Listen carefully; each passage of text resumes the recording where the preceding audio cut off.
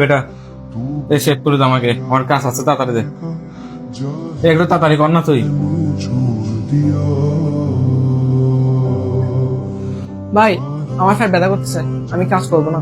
বেটা আমাকে শেভ করলে কয়টা টাকা পাবি বেটা? তোর কি টাকার দরকার নাই? না ভাই, আমার আপনার টাকার দরকার নাই।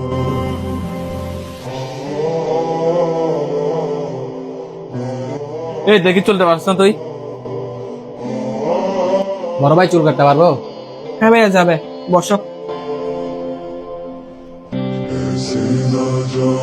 তোকে বলছে আমাকে শেভ করে দিতে, আমাকে শেভ করে না দিয়ে ওকে চুল কাটে দিত। তোর ফ্যাট ব্যথা কেমন করে গেছে? ভাই আমার মন চাইতেছে না, তাই আপনাকে কাটবো না। ভাই মন চাইছে না মানে বুঝতাম না। ভাই আপনি কিভাবে কথা বলছেন আর ওই ভাইটা কিভাবে কথা বলছে একটু দেখেন। আমরা কি সেরকম কাজ করে দেখি কি আমরা কি মানুষ না ভাই? আমাদের সাথে কি একটু সুন্দর করে কথা বলা যায় না?